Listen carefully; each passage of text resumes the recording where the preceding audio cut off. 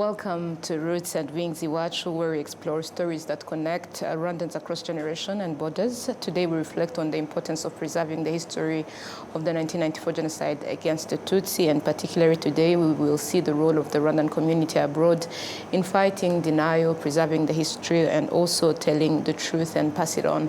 We are happy to have Frida Umuhoza. Welcome to Rwanda Television. Thank you. Yeah. Thanks for having me. Frida is a survivor, an author, a mother whose life embodies resilience and remembrance, and she currently lives in Australia. She's the only survivor of her family. She has chosen to speak out not only to honor those who lost their lives, but to ensure that the truth is never forgotten, but also to fight the denial and divisionism across the world. Frida, we are happy to have you here, and we'll get to know more about your story. Thank you, Liv. I really appreciate that. Starting, would you tell a little bit about yourself, about your journey as a survivor, briefly, in a few words? Yeah, thanks for that. As you've mentioned, my name is Frida Umuhoza. I'm a mother, and I'm a survivor of the genocide against the Tutsis. I was only 14, and I'm also the only survivor of my family out of 6 children, parents and grandparents. I live in Australia currently, where I do work, but I also do education into schools, universities, churches, small groups and bigger groups, educating on the matters of the genocide against the Tutsis and fighting the denial. As you know, that's the last stage. Unfortunately, when as a survivor and as a Rwandan, when you are abroad and you, especially like in the country where I live or the continent where I live, denial is still very much alive, and we see it every day. So that is why I have decided to use my story in a way of educating the public in Australia and around the world. Yeah. Let's focus on the work you're doing by educating young children. Yes. The history of the genocide. What pushed you to do that in the very first place? Yes. So first of all, I've put it in a book, and Frida Chosen to Die, Destined to Live. And writing the book, I actually knew had been thinking about, I put my story down of my survival because I may not be able to get to everyone, I may not be able to get to every country, but when you write a book, you're speaking to people that you will never meet, you go into houses that you will never go into, and when I go into schools, when I speak to students, because I do speak to students who are 14 and above, mostly, those are high school, which was also the age that I was when the genocide happened. But when you speak to 10 students, 20 students, you know you've spoken to 20 families.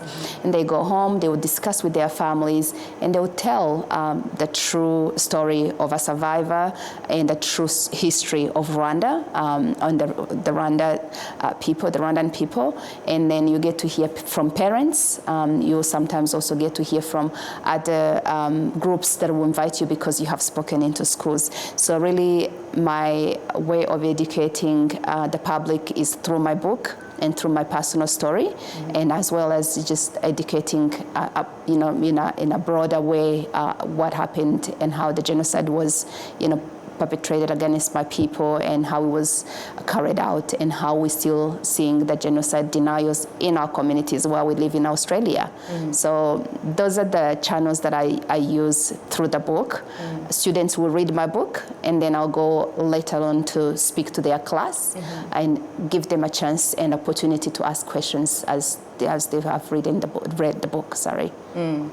I understand that you're doing this work as part of the preserving the history of the genocide against the Tutsi, but what triggered you to start doing this? Of course, there's a story that made you want to tell your story in a way that is true, comparing to how people distort the history and everything. Yeah, I think at the beginning it was more of a healing process for myself.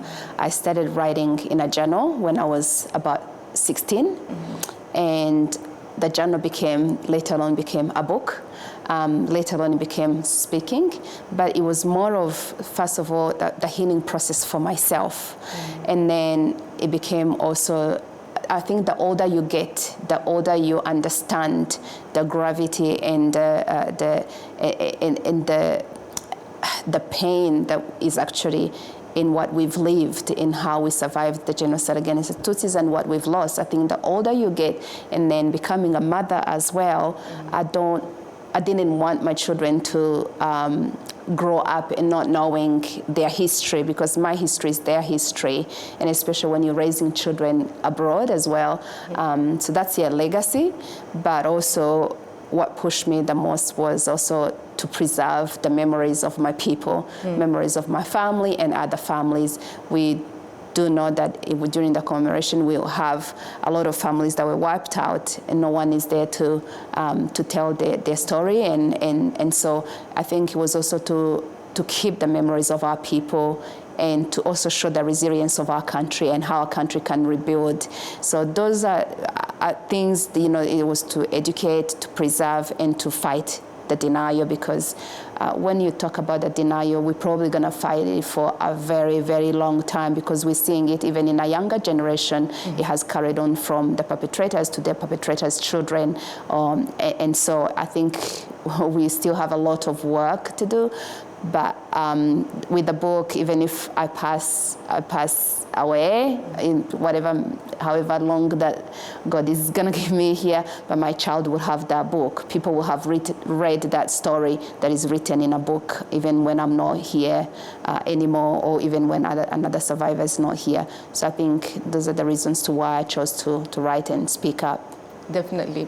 Now, coming back to your book, here it is written, chosen to die, but destined to live. Correct. We see resilience. Correct. In here. Yes. What does resilience mean to you as someone who have lived through that? Yeah, I think resilience is a gift that, you know, everyone is born with that gift in ours, but you probably need to kind of like put it at work. I think when you survive as a horrific history as ours, I think it comes, also you have to make it your choice that you're going to put that resilience at work.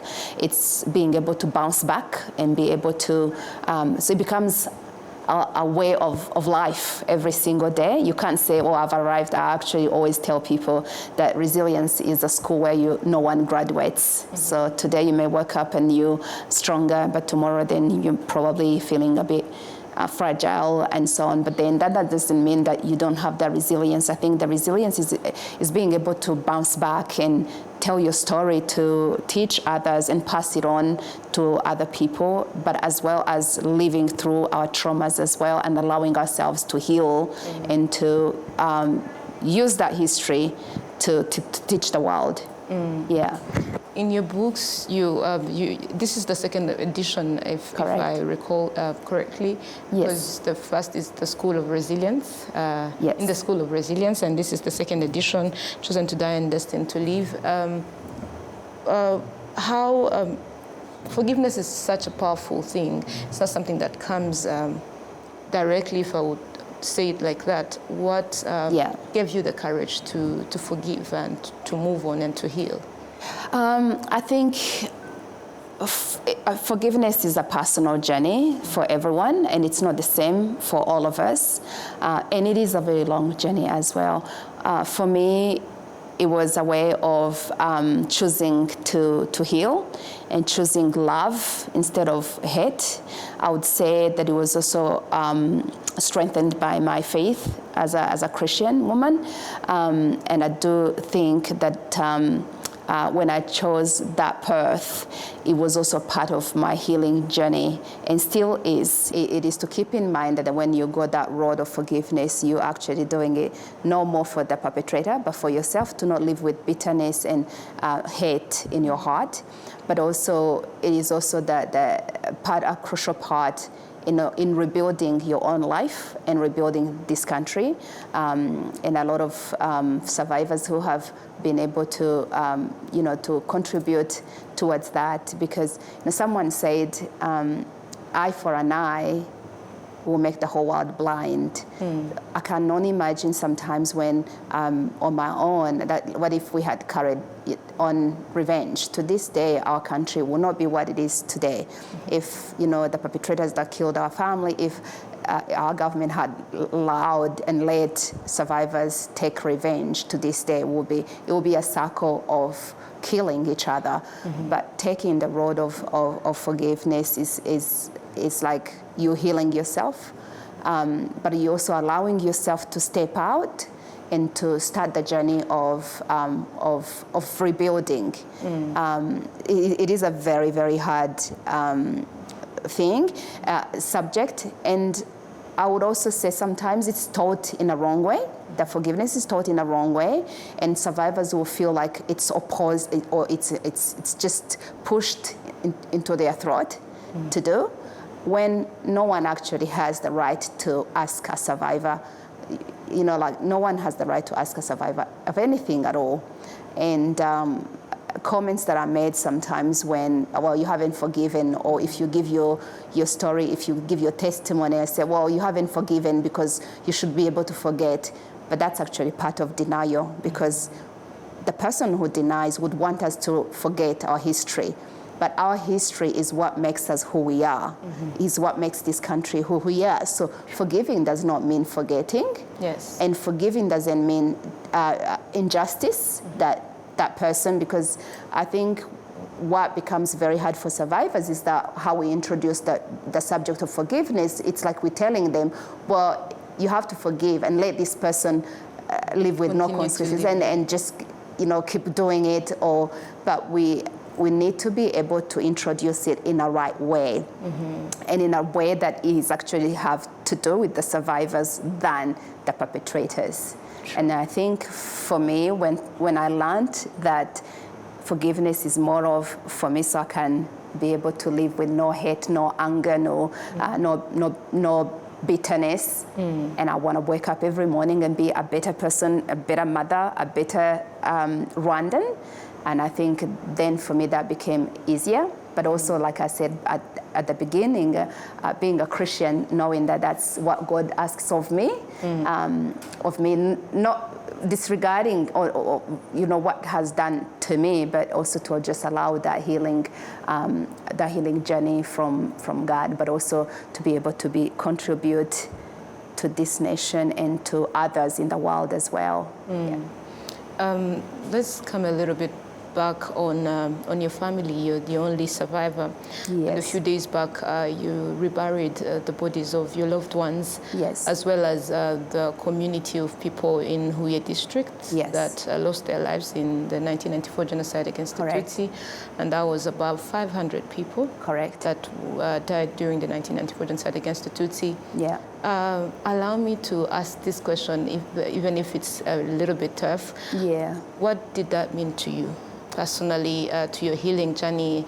How did you feel giving a dignified burial to your loved ones? Yeah. Sorry.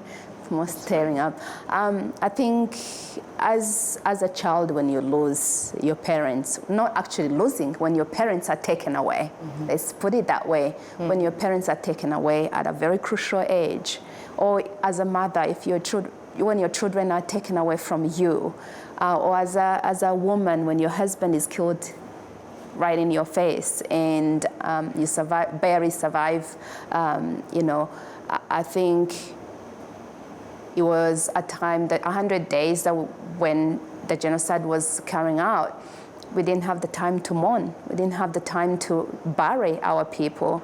We were not given a chance. You know, a normal life is you have someone, your loved one, they get sick, you care for them, and then you get to accept the fact that they have passed away. Yeah. We didn't get to do that. Our people were not sick. Our people were not old. Most of them, or even the ones that were old, were killed. Our babies were not.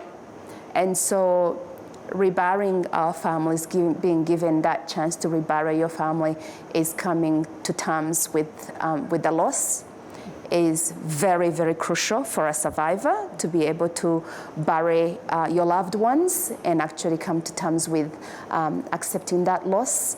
And And I think for me, this weekend was very, very important because I didn't get to bury my mom and my siblings and the people that I was buried with, and I was the only one that came out. I didn't get the chance to do that. I had been able to bury my dad, but I had not been able to rebury my mom and my siblings and my entire family. So this past weekend was very crucial for me towards my healing journey.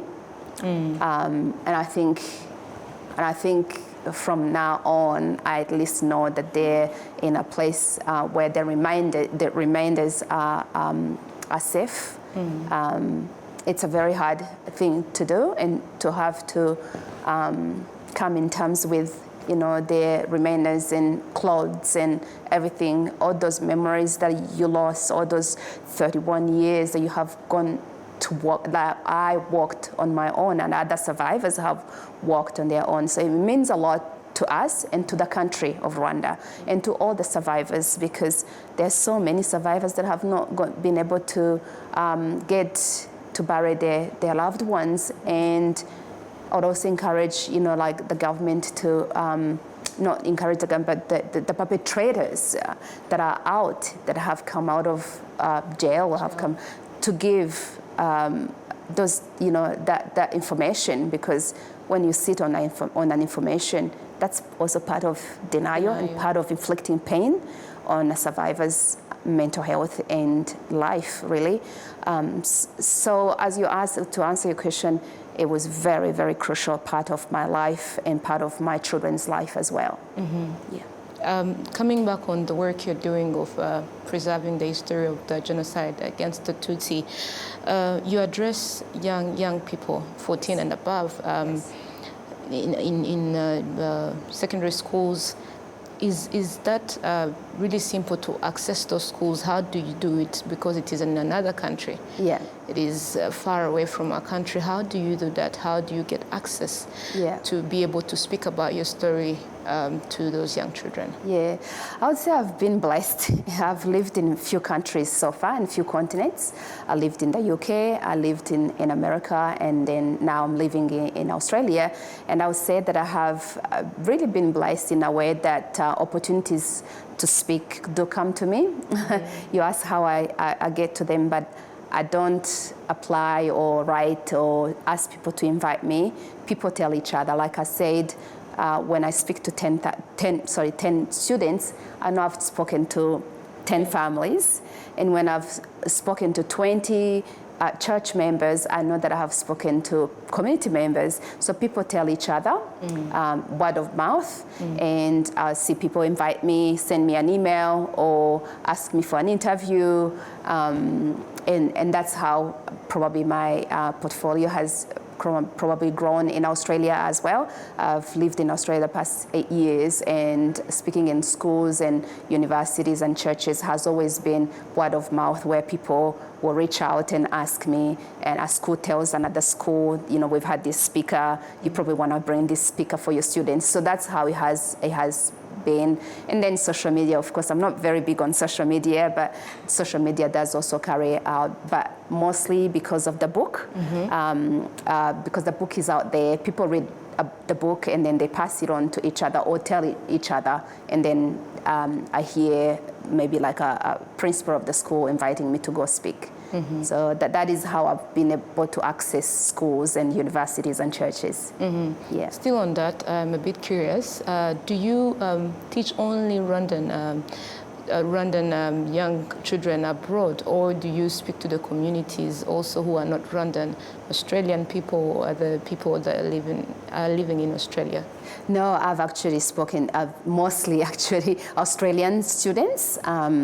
A lot of public schools, lots of TV interviews, organizations that are not Rwandan organizations or Rwandan community abroad.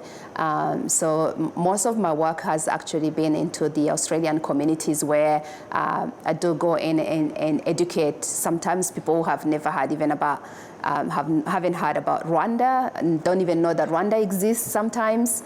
But I think giving the opportunity for people to ask questions And the groups that I've spoken to are almost all of them are really groups that are Australians, kind of like not Rwandan groups.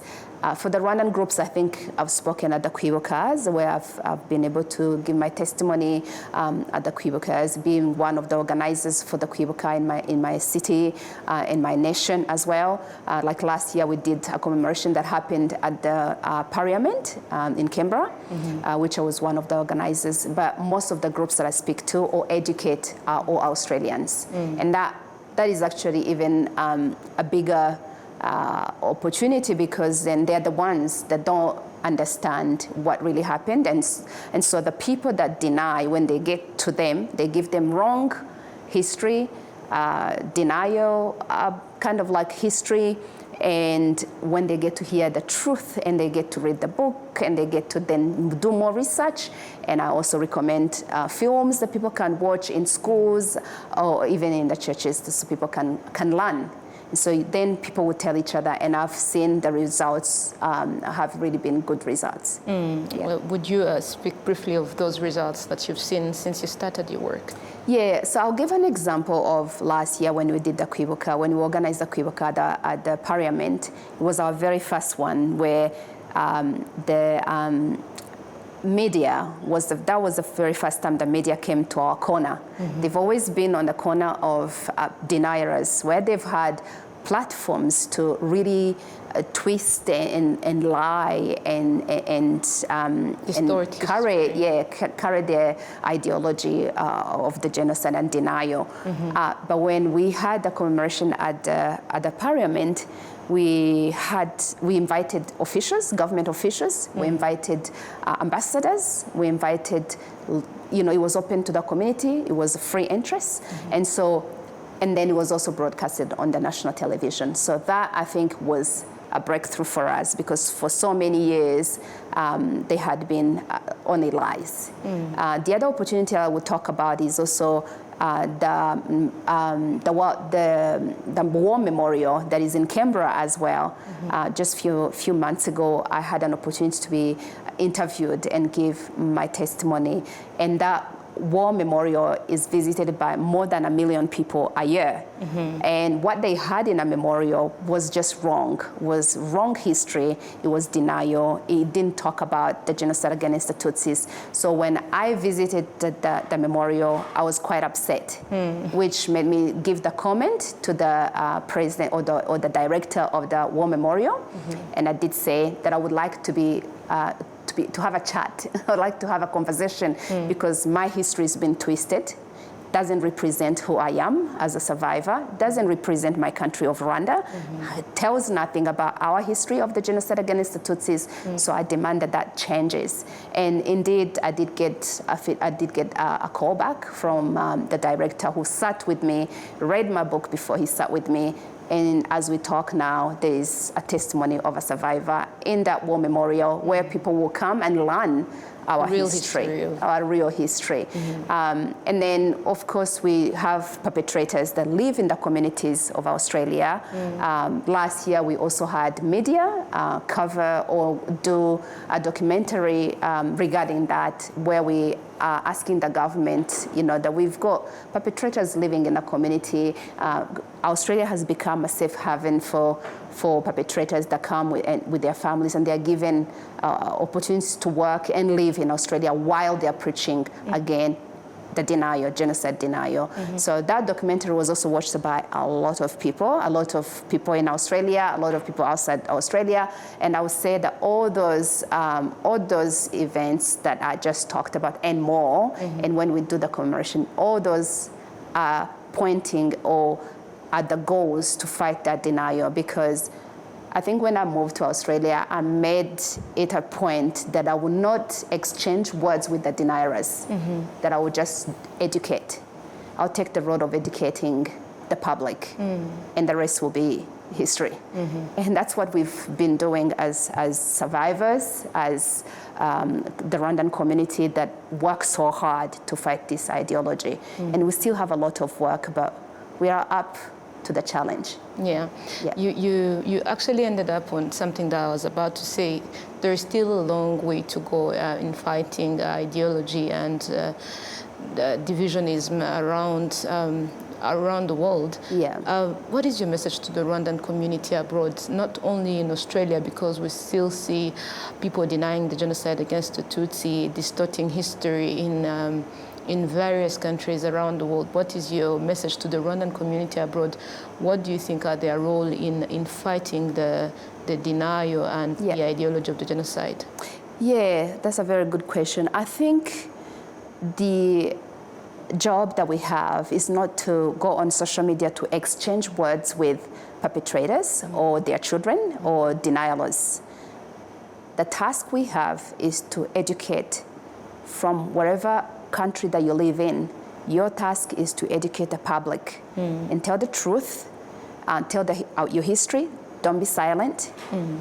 And also understand that this fight is for a very long time. The way I see it, if perpetrators have passed on hatred to their children, and Mandela is the one who said love can be taught and hate can also be taught. No one is born a racist, or with hate speech in their mouth. It is taught, it is passed on. And therefore, our job is to educate, not only to educate the public of countries where we live, but also educate our children. And even themselves, try to educate their children, because sometimes these children are being given and poisoned by a father who's a perpetrator and is hiding. They're not going to tell their children that I've killed 10 people, I've killed 100 people, that's why we're here. They would completely twist the history and tell them that they are here because of the regime that is on, or because of the Rwandan government that is after them, or the completely. And as survivors, they will paint us to be the perpetrators. But that's also part of the denial. That's how denial works. Or they will attack a survivor like me who's outspoken and who speaks up. They will formulate lies and stories and anything that they will put out there to make sure they will silence you, make you silent, not be able to come out, and they will trash your reputation but that. Once you understand that that's all that is part of the denial, then that's half battle, done. Because once you understand that, you then, don't give it time. But I'll again say our job is to educate our own children, the public, and their children too, when we can, when we give an opportunity, to not be silent and to not exchange, fights with them, but to do those events that people can come to and learn the truth. And in Australia, like last year, I did bring groups of students, groups of young people, where they've come and did community work to serve the survivors and communities. But also when they come and learn and go to the Genocide Memorial and learn the history of this country, they go back and tell their friends and tell their families. So all that is in a package of educating. So that's what I would say, that every diaspora, every person that lives in diaspora, your job is to educate and tell. Frida Umuhoza, allow me to thank you for sharing your story. And it's not really easy to go back to what you've endured, but thank you so much for telling the story to our viewers. And I know it's really part of the healing journey, yes, but also to educate people and also to fight genocide denial and ideology. Thank you very much. I really appreciate that. And to our viewers, I hope you learned as much as I did, and thank you for joining us here on the Roots and Wings Iwachu for this episode. And today's conversation with Frida has taught us that preserving the truth is not only an act of remembrance, but also a responsibility that we carry wherever we are in the world. And now to our viewers, we've listened to Frida's story, but there is more in this book. Chosen to Die, Destined to Live. You can find this book in all of the libraries around Rwanda, but also on Amazon and other platforms where you can buy books. You can buy it and read it and get to know more about the history of Frida, but also the history of the genocide against the Tutsi in general. Until next time, stay connected and stay safe. I hope to see you on the next episode. I am your host, Olive Netes. Hope to see you next time. Thank you.